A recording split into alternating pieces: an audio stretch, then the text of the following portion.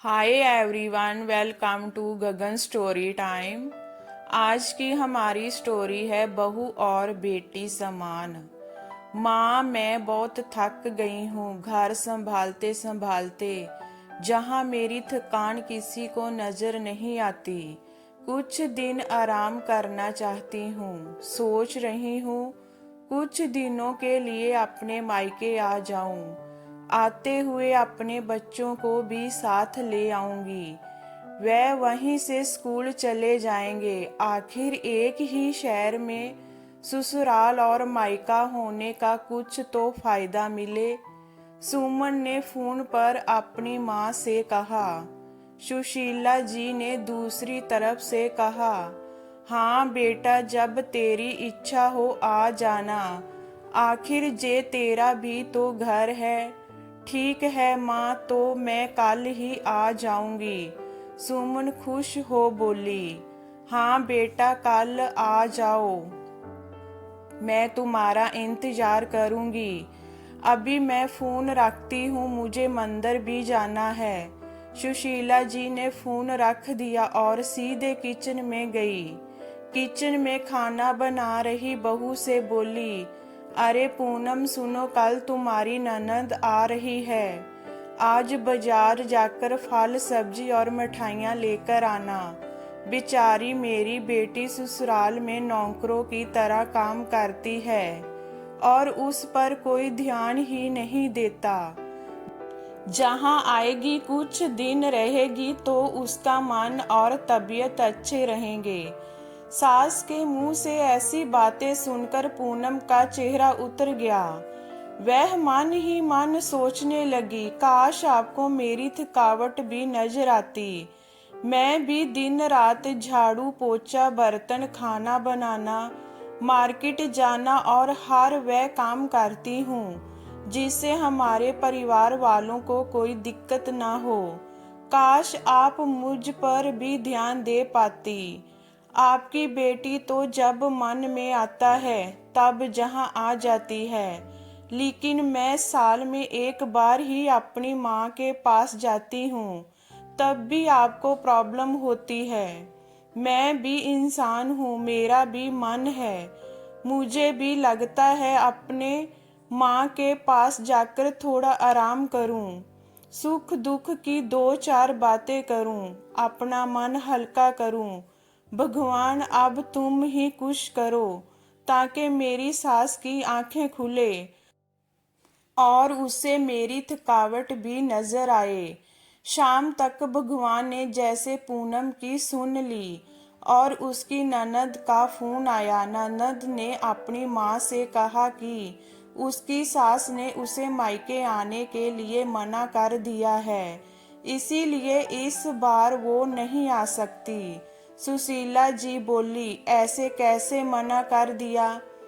पहले तो कभी वह तुम्हें आने के लिए नहीं रोकती थी, इस बार भला क्या हो गया?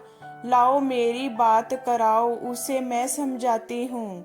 सुमन ने फोन अपनी सास के पास दिया। सुशीला जी ने कहा, नमस्कार समधन जी, आपसे कुछ कहना था।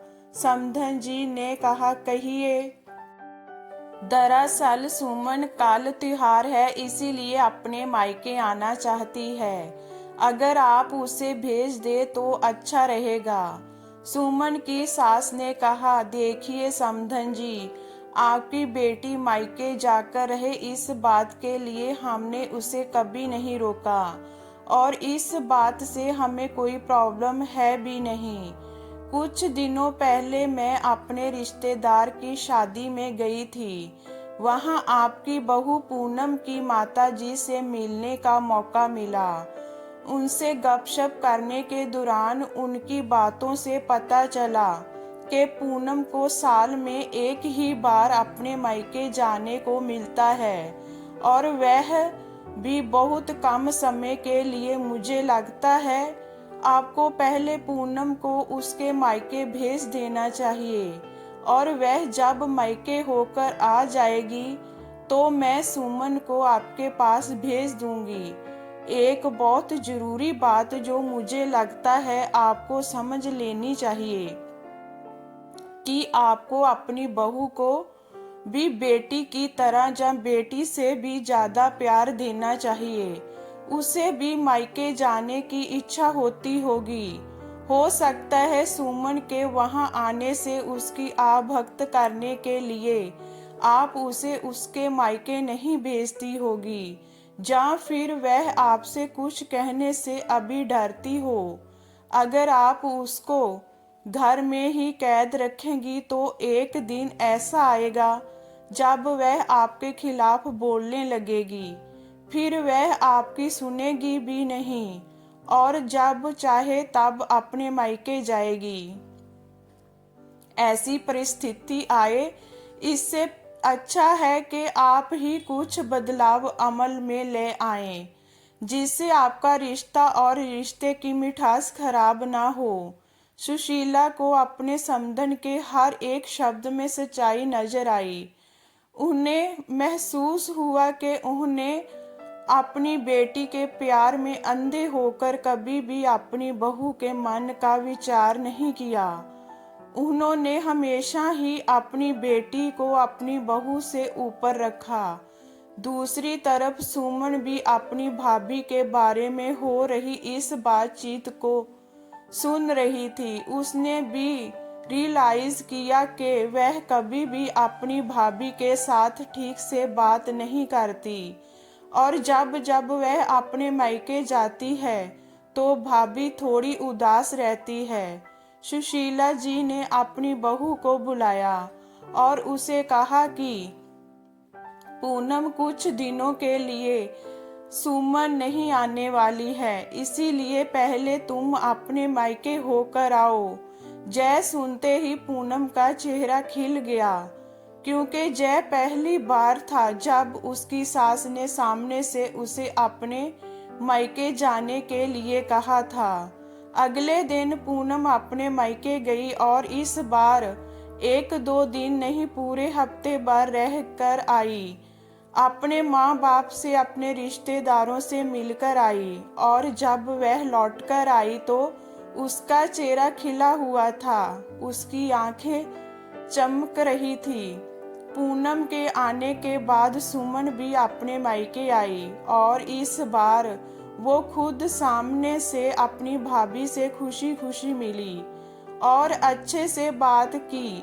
सुमन ने अपनी माँ से बात करके उन्हें भी अच्छे से समझाने में मदद की कि वह कहीं ना कहीं पूनम के साथ गलत व्यवहार कर रहे थे।